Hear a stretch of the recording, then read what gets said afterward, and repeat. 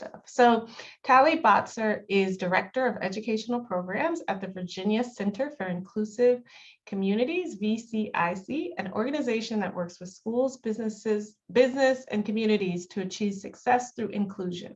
With over a decade of nonprofit experience, Tally taught in Richmond Public Schools before becoming a museum educator at the American Civil War Museum. She now works as a coach, consultant, and facilitator, working primarily with public and private K-12 schools across the Commonwealth. Yes, and so take it away. Thank you for joining us. Thank you, and I appreciate everybody for joining me. You can unspotlight me if you want. I'm afraid that if I do it, everyone else's spotlights will get confused. So just because it's helpful for me to see faces. So if you are able to join on video today, I would love it. If you don't have the capacity, the bandwidth, and that's like literal Wi-Fi bandwidth, but also like you're having a bad hair day, that's okay too. It just helps me read the room a little bit. So thank you all. Thank you to those of you who turned on your cameras. I appreciate you. So we like to start off all of our workshops or conversations with a history lesson, because who doesn't love history lessons? And I think a group of mostly social studies teachers, y'all get that that's funny, right? So I'm going to ask you all to guess a decade in which an organization called VCIC, the Virginia Center for Inclusive Communities, might have been founded. And you can guess in the chat or you can unmute. When do you think we might have started our work? 2000s. A common guess, incorrect. 1980s, we're getting closer. So not far enough when we get the 80s. Any other guesses? 2020. I'll take two more guesses.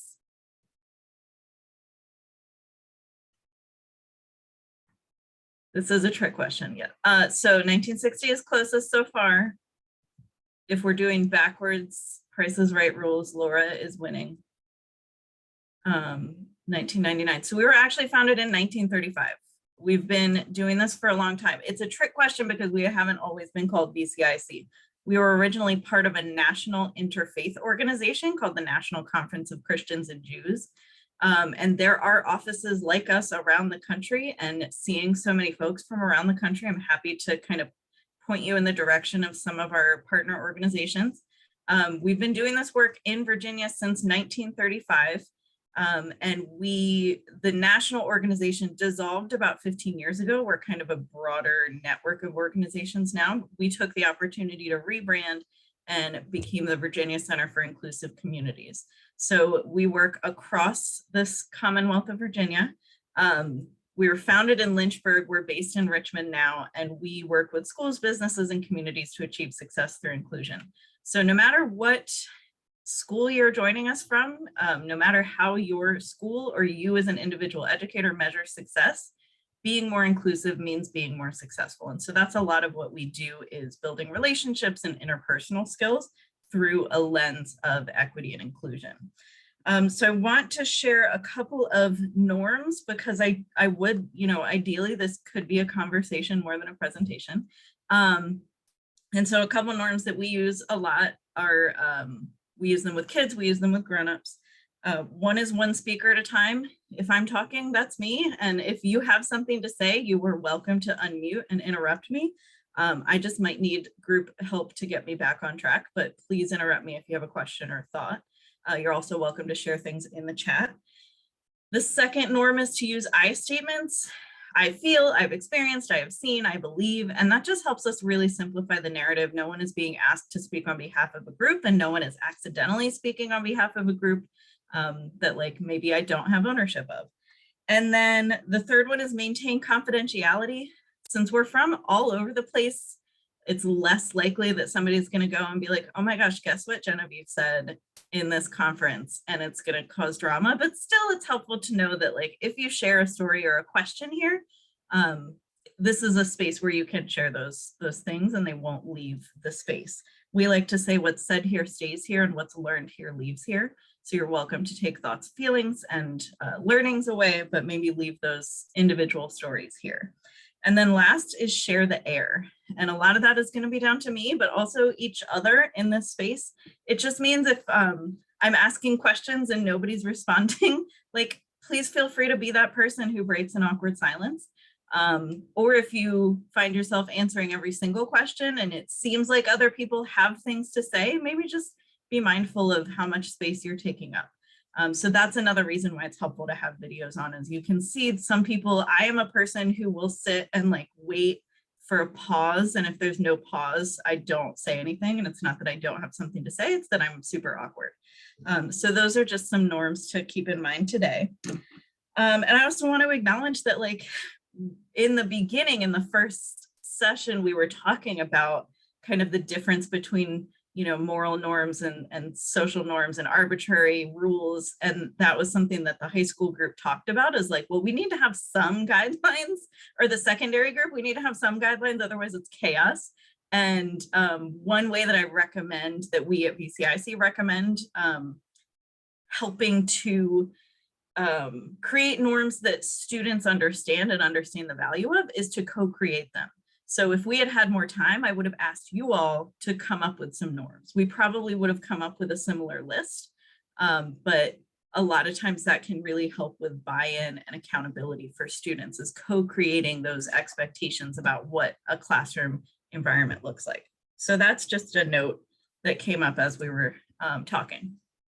So essentially what we're going to do today is just kind of like a hodgepodge of things that have come up as questions recently, but also not so recently. A lot of teachers I know share this fear of saying the wrong thing, and so not saying anything. This fear of leading a dialogue where, like, who knows what could happen. And so those are totally valid concerns. And so I want to help build some comfort today around leading conversations that might get into areas that you're not familiar with or comfortable with or haven't been talking about your whole life. So that's what we're going to do today. So I want to talk about facilitating a conversation. And I'd like to ask you to think about the difference between presenting or lecturing, kind of teaching as a traditional concept. What do you see as the difference between facilitating and presenting? And you can unmute or share in the chat.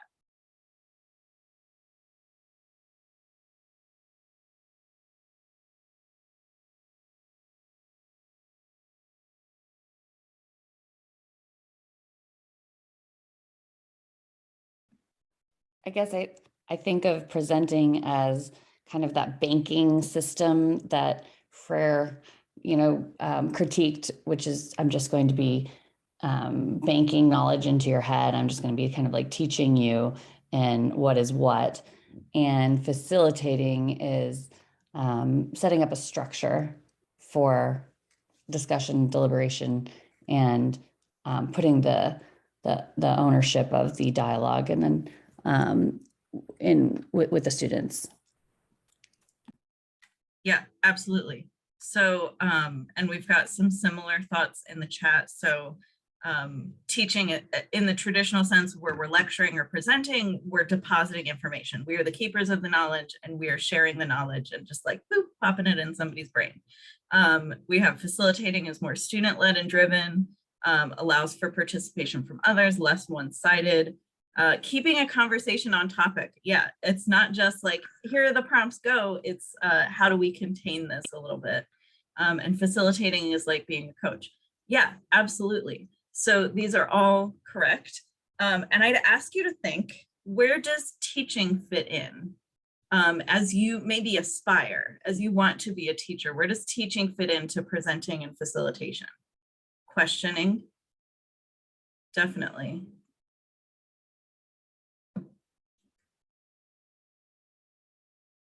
Where or how, I guess I should ask.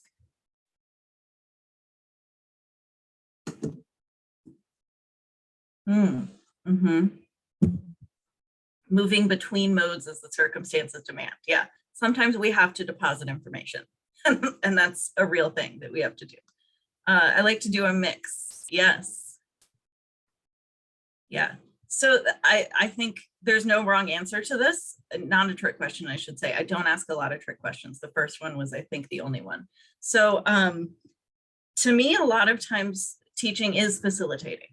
Observing closely the students who may be feeling re-traumatized and intervening at that point. Yeah. So when we have the opportunity, a lot of teaching is facilitation. Some of it's going to be presenting or lecturing, and that's the reality of, we have to teach things and students have to walk away with things. And, here in Virginia, we have the standards of learning. They're going to be tested. Do they know the things? So how we get to that information is kind of a mix of these things. And especially in like a highly participatory class or lesson. So these ideas that, Dr. Aldridge and his colleagues were sharing, a lot of those were student-led, or had opportunities to be student-led, like, okay, you all go take this book and tell me, or take this passage from Du Bois and tell me, what do you see? I did step away to feed my cats when you were answering the question about like, how do we navigate those tricky waters? And I was going to say, as a Civil War Museum educator, my recommendation is always to give people the primary sources and be like, I didn't say it, they said it, right? So that's one way to do it. I also think a lot about like the science classroom and a science experiment. So the goal is for students to walk away with some understanding about this chemical reaction. For example, the teacher has a plan. The teacher doesn't just, open the supply closet and say, go for it. The teacher has a plan and supplies and a list and a procedure, ideally communicates the procedure, communicates safety precautions. I remember knowing exactly where the eye wash station was in all of my high school science classrooms, because we got that conversation like 3 times a year. It was right next to the teacher's desk, like we weren't gonna lose it, but it's still something that they pointed out to us every time we started an experiment. So there's some safety, and then students are responsible for building their knowledge, for doing the thing, completing the experiment. And in a lot of ways that is facilitating and can be in other, it doesn't just live in the science world. So I'm going to share some, we use a lot of we rely on, we have the honor of hosting a lot of volunteer facilitators for a lot of our programs, and we train them. We don't just send them out and say, okay, go lead a conversation and it's going to get real deep. We train them. And so I wanted to share a few key items from our training that I just thought would be helpful for educators. And so one is to create an atmosphere in which participants feel understood and safe. And a lot of you all do that through norms, through clarifying and communicating what are your students' expectations, what is allowed or not allowed. And we talked about that again this morning about like, why are we saying this is allowed or not allowed? Is it because it could cause harm? And in this case, yes. We want to make sure that we're using I statements, because if I said we all have experienced this, that could cause harm. And so we're making a space where people feel understood or safe. Next is to control the focus and direction toward the specific objectives. So we talked about that, like staying within the lesson plan, or staying at least on topic. And that in a conversation, in a dialogue, we do that through the questions that we ask, through the feedback that we give, through the follow-up questions that we ask. Thinking about the science classroom, you've got that one student who just wants to light a Bunsen burner and like put stuff in it. Like I was that student in high school. So like in a conversation, we do have those students who just want to start an argument or just want to hear themselves talk. So how do we control that? And that's through feedback. And then anticipate the nature of the group. A lot of what we do, as I mentioned, is relationship building. And so when you get to a point where you feel like you know your students, you know where somebody might get upset, somebody might get triggered, somebody might be confused and need more clarity. When you have those relationships, you can anticipate a little bit better the nature of your group. Sometimes these things pop up organically, and it's not something that we have time to anticipate. Like if I'm writing a lesson plan, I can think about where points of tension might come up. But if someone just says something out of the blue, I might not have thought through all of the different responses I could have and how those could be taken. So some of that is like showing up here today, thinking about what could I say if something comes up. And the last one we tend to share is listen with your ears and your hearts. You know, you're a whole human. As much as your students might think you pop up from under your desk every day, you're a whole human, and so are your students. You know, they don't just materialize in front of your door every day. They have a lot that they bring with them. And so listening with ears and also with hearts can go a long way in facilitating an effective conversation. So I'd like to ask, pause here for a moment, any thoughts here or questions? And also there's a recommendation in the chat for another great book. I feel like I'm gonna go spend all my paycheck at the bookstore after this conference. So Matthew R.K.'s book, Not Light But Fire, is a great resource for how to create conditions for discussion and facilitate discussions in class. I appreciate that. I haven't heard of that one. Any other thoughts here? We're not done yet, so I'll keep going. Okay. I was just gonna share on your bullet point about anticipate the nature of the group. I have been teaching in African-American communities the last 6 years, and however, with high schoolers. So when I just did a race discussion with 8th graders, and I assumed based on their race and background and ethnicity, what they would be coming to the table with. I did not take into effect that they were 8th graders, and sometimes they just repeat things that they hear. So I actually had to have the Black Lives Matter versus All Lives Matter conversation with a group of 100% African American students, because they had heard All Lives Matter just out in social media and not knowing anything about it. And I had to be very willing to jump in to that discussion without having anticipated that. Yeah, and I think that's like, I think back to grad school when I was, you know, learning about elementary education. Don't assume your students know what 2 + 2 is, or don't assume your students, you know, have a bunch of books at home. Like trying to avoid assumptions, even when it seems to me like, oh, this is super obvious. Anticipating the nature of a group, I appreciate that part of that is thinking like, what could I be assuming, or what logical leaps have I made just to get to the starting point? And that can be scary and helpful. And also I want to acknowledge in the chat, how do we get school leaders to follow this with parents and teachers too? And I'll tell you, Lawrence, and all of you, like, so I've been with my therapist longer than I've been with my husband. I love her dearly. She has been telling me for years, you can only control what you can control. And so it's part of it is like, how do I as an individual push as much as I can? But also like, I need a job. So I can't push my boss to be like, we have to do this, unless you're in a position to be like, we have to do this, or I'm, you know, taking this to the media or something really extreme. And so some of it is going to be teacher advocacy. Some of it is going to be student advocacy. A lot of times what we've found is schools will listen to students. If students come to them and say, these are 3 things we need from you. A lot of times it takes time and it takes effort and energy, but that is something that I have found to be at least, you know, more successful than just sitting and stewing about it, or saying, hey, why aren't we doing this as a teacher? Because again, there's one voice versus a multitude of voices. So I don't know if that helps answer your question, but you're not alone either, if that's helpful. May I add something real quick? please. I love that you said that we need to create an atmosphere in which participants feel understood and safe.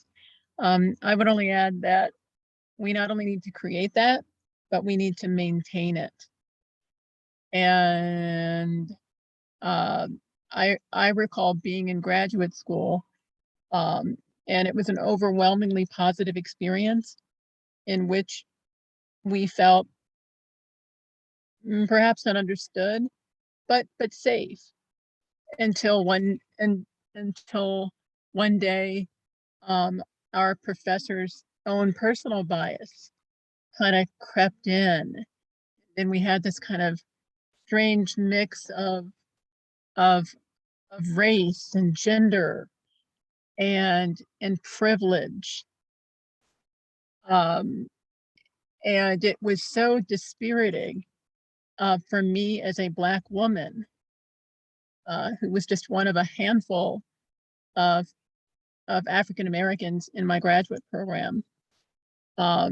So I only mention that because I think that as educators, if it can have that effect on a grown woman, who by the time I was in graduate school, I was quite grown.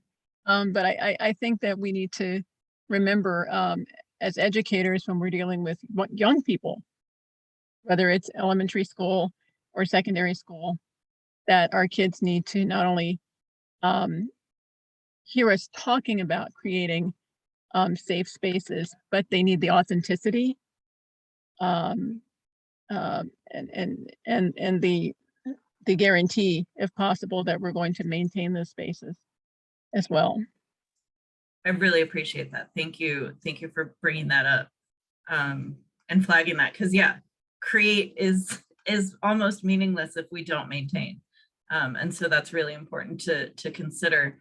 And also acknowledge, I want to acknowledge something that I've learned more recently, is that, you know, not everybody is going to feel safe ever. And that's, I can only control what I can control in making them feel as safe as I can.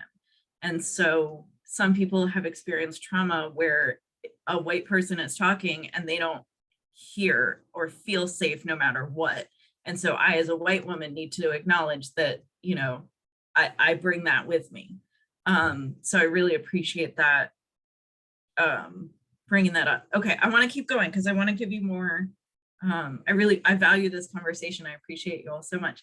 I want to share some do's and don'ts. And generally, as an educator, I hate telling people don't do this, partly because in grad school, I was told, like, always frame it as a positive. But I also acknowledge that sometimes it is helpful to have things that are good to avoid. So could I get a volunteer to read this do list out? And while you do that, I'm going to copy and paste it in the chat. So anybody, go ahead and unmute.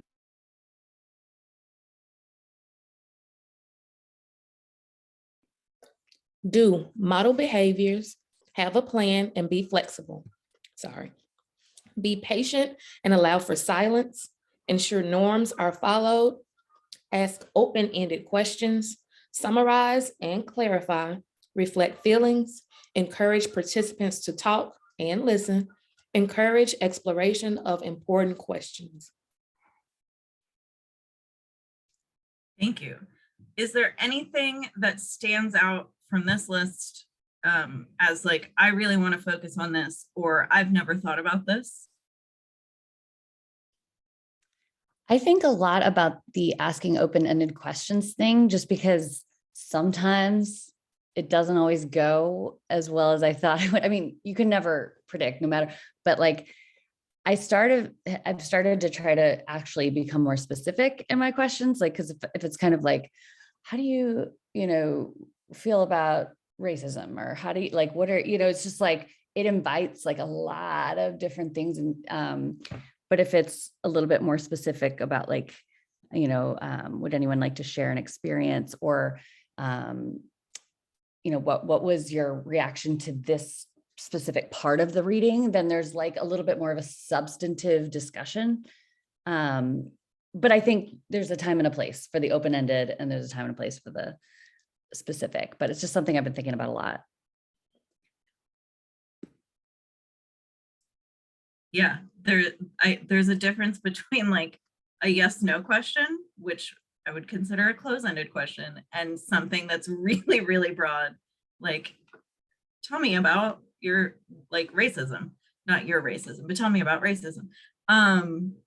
So yeah, I think that's probably a very helpful thing to keep in mind, is asking specific questions. I also want to flag that like getting answers you don't expect is something that's gonna happen. It happens to me every day. Like I do this for a living, and I'll ask a question. It might be really specific, but even then it's like, oh my gosh, I've never thought about that before. Or, oh my gosh, we are now so off track. I don't know how we're going to get back on track. So like knowing that that's a thing that can happen. But ideally, when we say ask open-ended questions, we're kind of thinking about like those questions that can't be answered with one word. And so the examples that you gave of like, okay, tell me how you felt about this particular paragraph. That's an open-ended question, but it's still got an element of control to it. So I appreciate that clarity. Great point. Thank you. Okay, let's look at the don'ts, the do nots. Could I have a volunteer to read these out loud?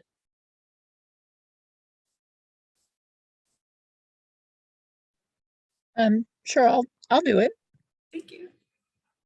Do not make value judgments. That's great. Comparisons. If I were you, I'd generalizing. Never, always, everyone, no one. Shame, blame. Give advice, make light.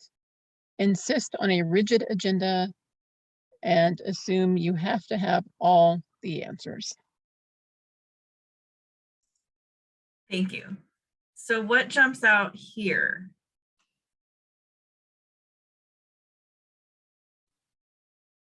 Not giving advice is really hard for me, because I feel like sometimes students tell you this or use that example because they want advice, and that's something I should probably work on.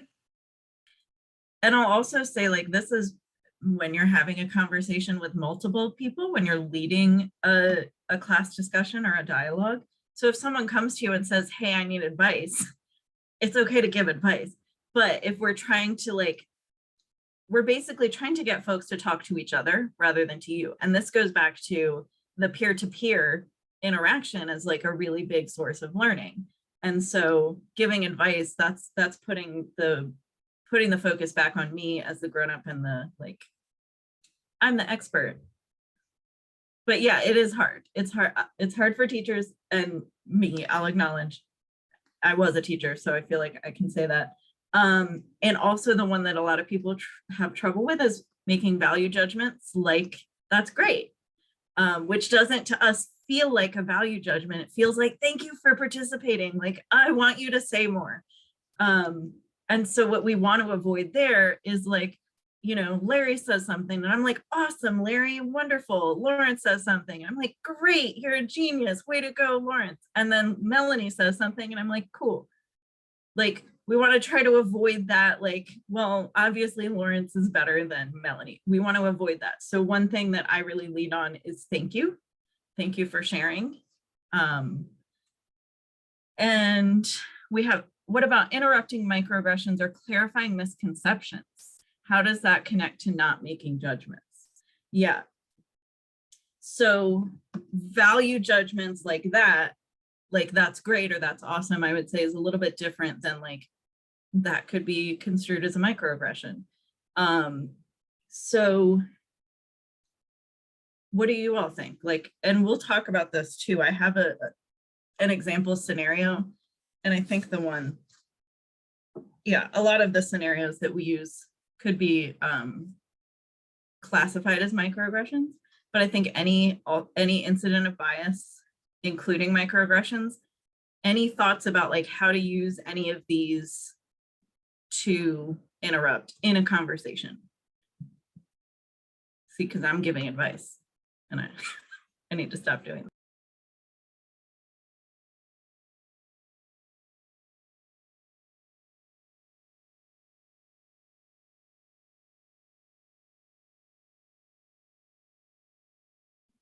Just to expound upon that, yeah, like just to not, and that quote is hard, is a little bit, like abstract and deep a little bit, but then with little kids, we just talk about how we all know the golden rule. We all want to treat others the way we want to be treated, but we actually also, we want to go by the rainbow rule, which is we treat others how they want to be treated.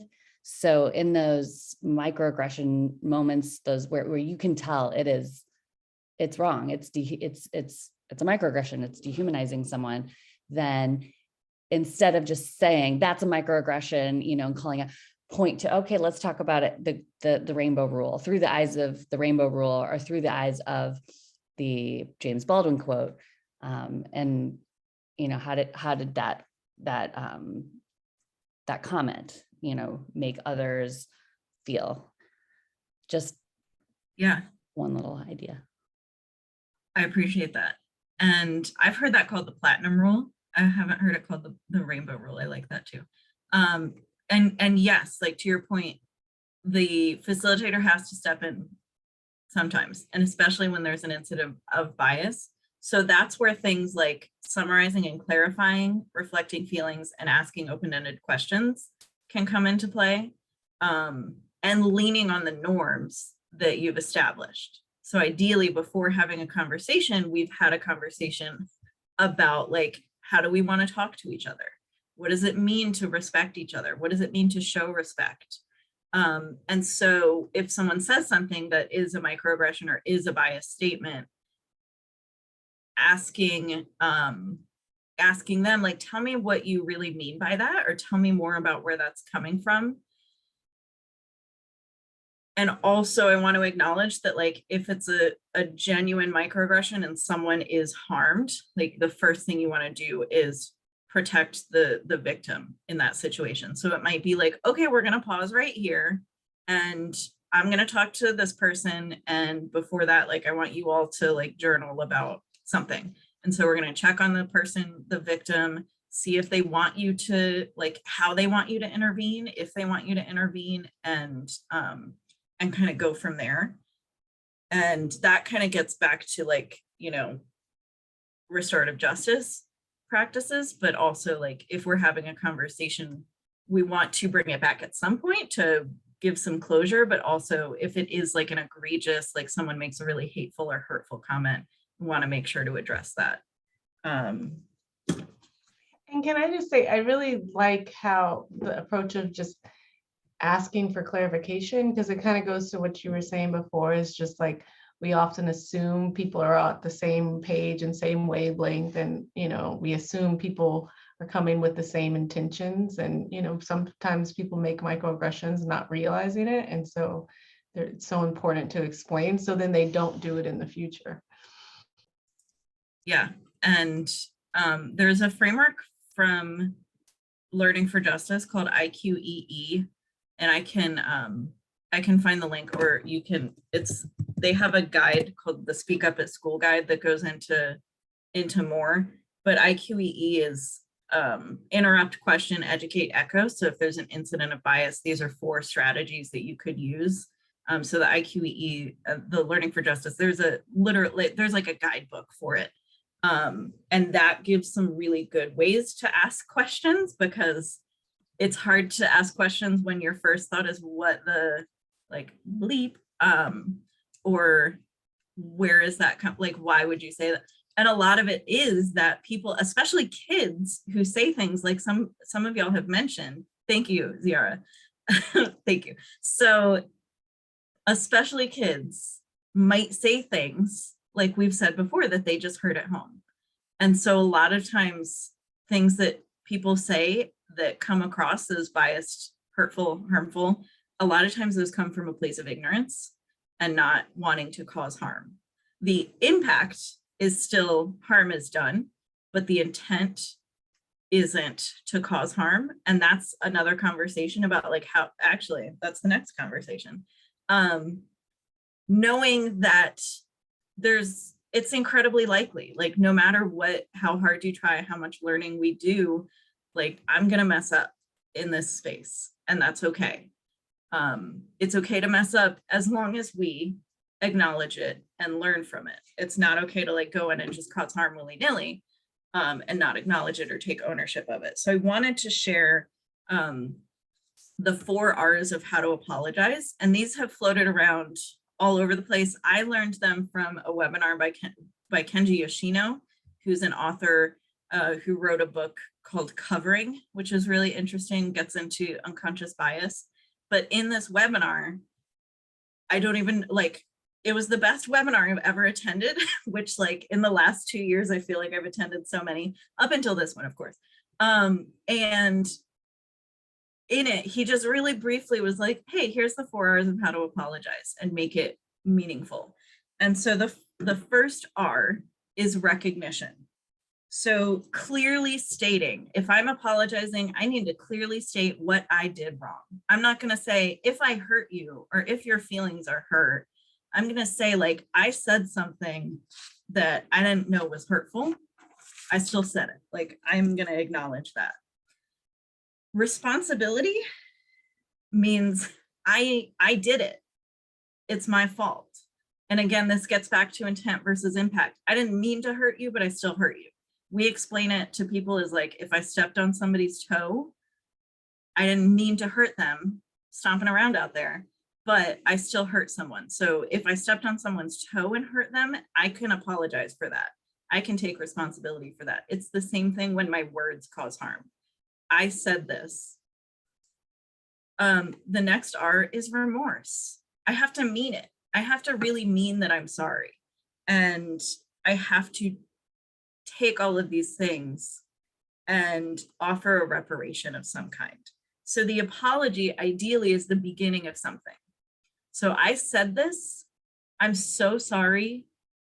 I can see that I hurt you. I'm going to either like, I'm going to make it up to you. I'm going to learn more about this. I'm going to go find a resource. I'm going to go Google exactly what I did wrong and find a resource to learn more about it so that I don't do this again. So those are the 4 R's. There's a lot of other places that have different ways of how to apologize. I think Blair Amani, who's another, she's a social media influencer, but she's also like amazing at bite-sized chunks of social justice. And so she has a piece on apologies as well. But it's important to note, like, if I'm going to have these conversations a lot, I'm going to mess up, and that's okay. And I need to learn how to apologize effectively. Also, a great thing to model for your students. So like, if your students see that it's possible to make a mistake and not lose all credibility or all trust or all respect, then they know that they are safe to make mistakes as well.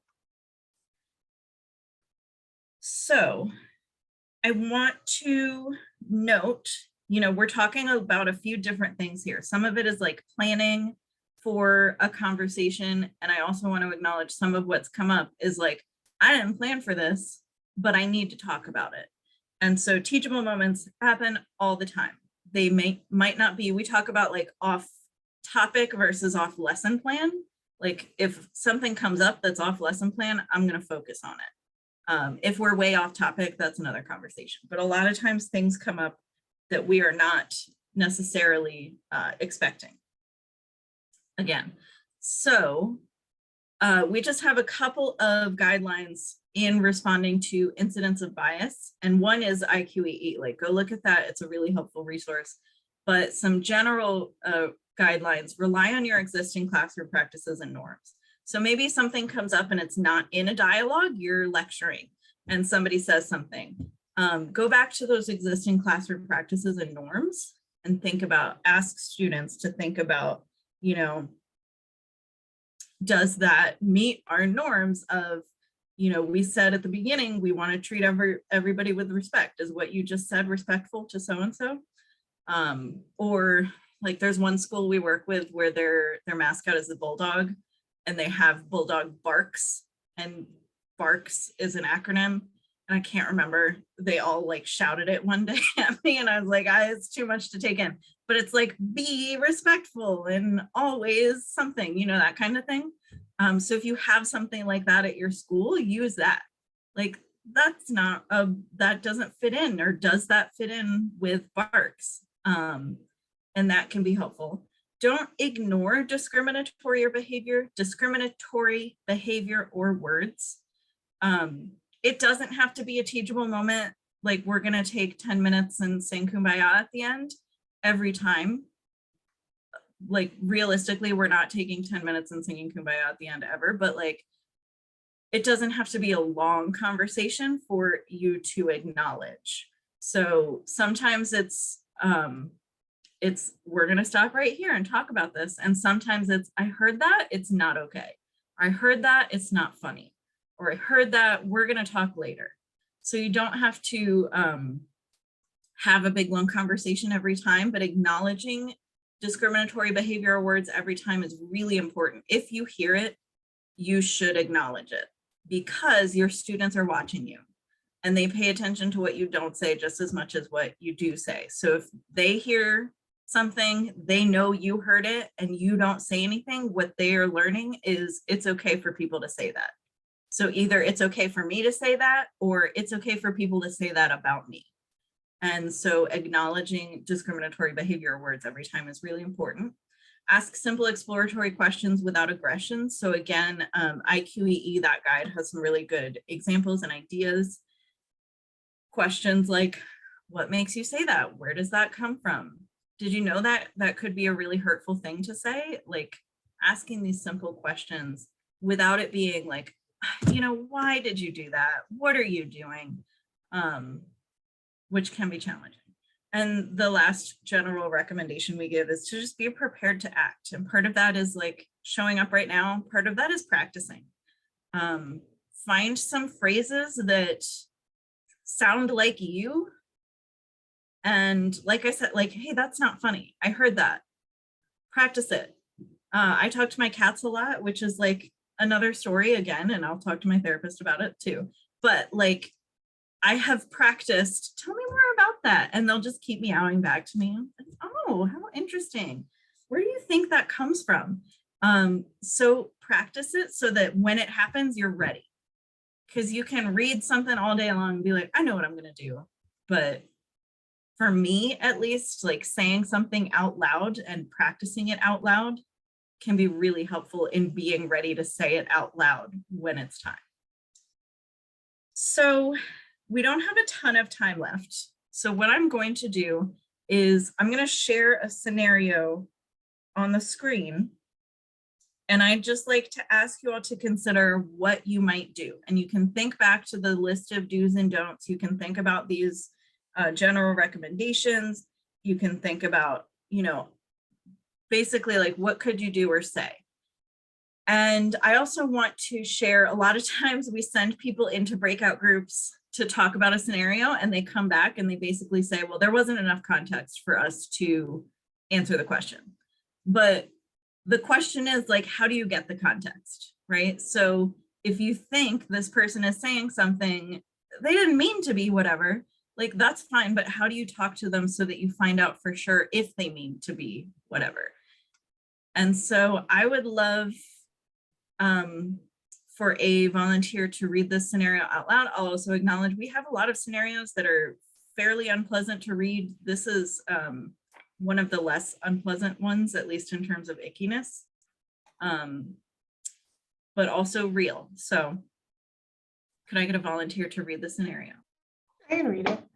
After teaching a carefully constructed lesson on slavery, including multiple primary sources and uplifting stories of those who were enslaved, a student says, why aren't we talking about slavery fairly for both sides? My mom says most slaves were treated really well, so what's the big deal?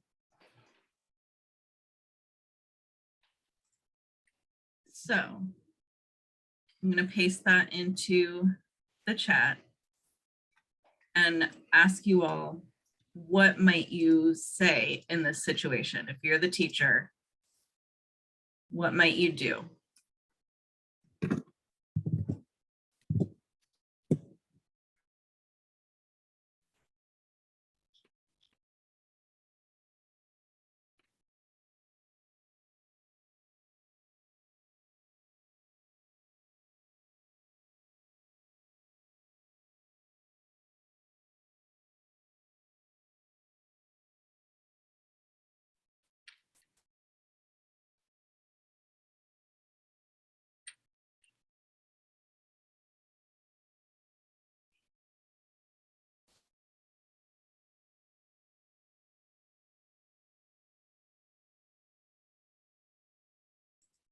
So we've got use primary sources to go back to the historical record.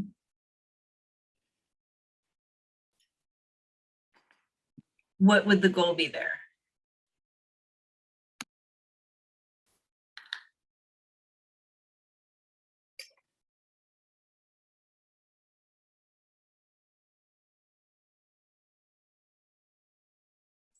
And that doesn't have to be for just Laura. That could be a question for everybody. Like, yes, we're gonna bring out a primary source and ...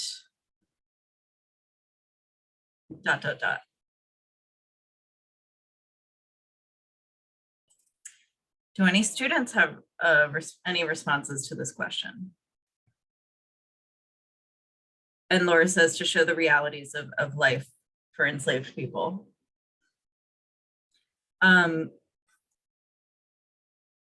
So yeah, Genevieve, that's a dialogue question. So do any students have any responses to this question? A lot of times what we see is if we open it up to the group, we call it self-correcting, but realistically what we're having is peer-to-peer interaction and like, oh, I didn't think about that, which can also happen with Laura's suggestion of, okay, let's go back to the primary source and read this part. And then asking, maybe talk to a neighbor, what do you think about that? What does this show? Do you think that this shows that people were treated well? Can we state that not every issue has two sides? Can we explain the history behind where the nice treatment comes from the lost cause? So one, yes, like I've heard it said like, well, just to devil's advocate here, and somebody said recently, like the devil has enough advocates, like we don't need another one. So not every issue has two sides. If we go back to what does slavery mean? And maybe that's the question. What did it mean to be enslaved? And it means no freedom, no agency, no choice, no power. And is it possible to be happy or to feel safe or to feel like you're treated well if that's the overarching system? And you could get into like, where does this story come from? Questions to ask. What do you think the other side is? Whose perspective would it center? Even if treatment was good, would it make a difference? If, there we go. If you had no control over your body, your future, your family. And then maybe thinking about, okay, how do I bring this into future lessons? So let's bring in some more narratives and talk about it. I would ask if it's ever okay to own another person, regardless of how they're treated. UDC measuring rod, yeah. Tiferet is, how do you say your name? Can you pronounce it for me? It's Tiferet. I got, ooh, thank you. Yeah, like the UDC measuring rod for choosing textbooks.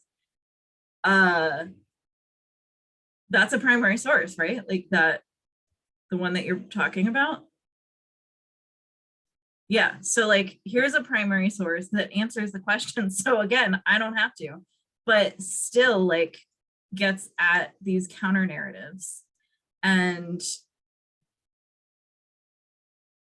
y'all are brilliant. Y'all are doing it. Like all of these answers, yes.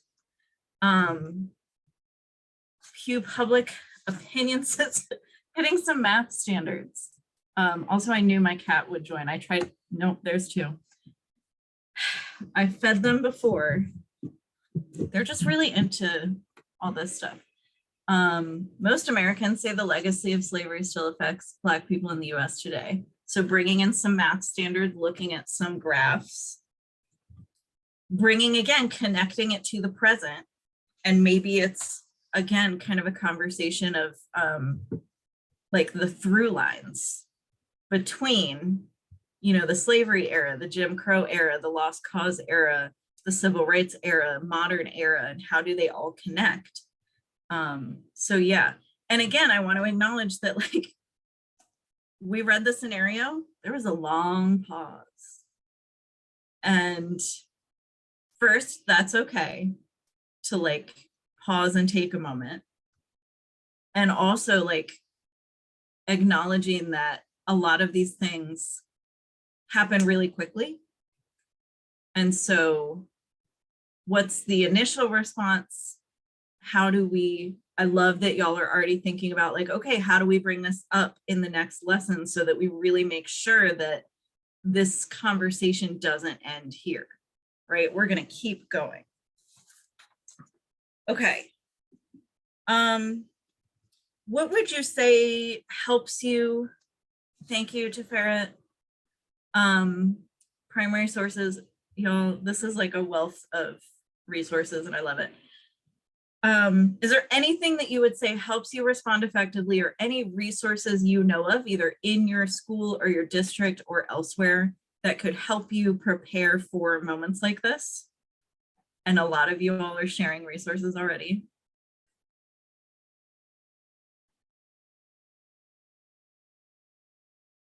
Oh yeah, that's what I was gonna say. Thank you, Genevieve. I was going to say like, that's what I was taught too. And here's how I learned more. Can be a really helpful way for students to not feel stupid or like feel like their identity is under attack, but rather like, oh, that's something that has been taught for a really long time. And that gets into the insidiousness of the lost cause, but also like, that's how I learned it. You know, growing up in Virginia, even in the 1990s, like that's how we learned it. Okay.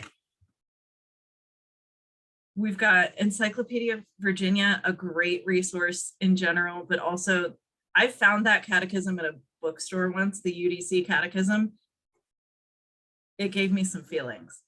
And you can, you know, still buy it at your local, it was a antique store, I think. Okay.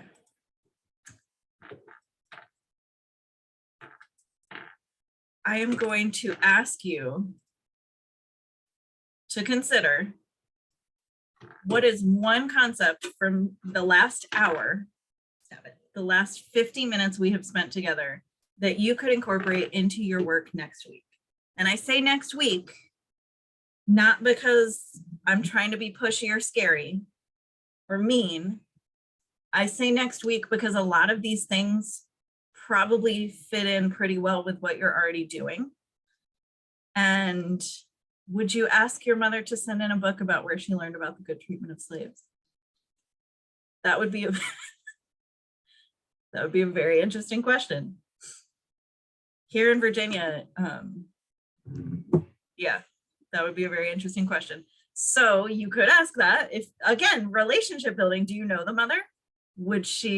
How would she react to that? Whoa, that's the cat on the keyboard. Anyway, it's definitely okay to tell your students that not all issues have two sides, or oh, they just closed the whole PowerPoint. That's fine. Because I do want to share our contact information. I know that my time is almost up, so I want to share if you need to get in touch, if you want to get in touch, if you just want to reach out with any questions or comments, please feel free to do so. Yeah, most have more than two sides. There are so many oversimplifications. And yeah, Genevieve, I won't tell anybody. Like, don't sell our stuff, but I'm not going to tell any. Oh, this is being recorded too. Sorry. If you need anything, like, we're based in Virginia, but honestly, y'all, like, my life is teaching and trying to support teachers. So if you have a question, need a resource, just want somebody to talk to, please feel free to reach out to me. That's my email address in the chat. You can also find us online. We don't have like a super involved social media presence. Like, we took down our YouTube and now we're on LinkedIn. But like, we're available to talk if you need somebody. And if I can't tell you something, I can try to point you in the direction of someone who can. So I really appreciate y'all's time and energy and engagement, being on camera and talking and participating. I would say this was an effective facilitation, and that was all you. That was not me. That was all you. So I appreciate you, and I'm looking forward to the rest of the day together.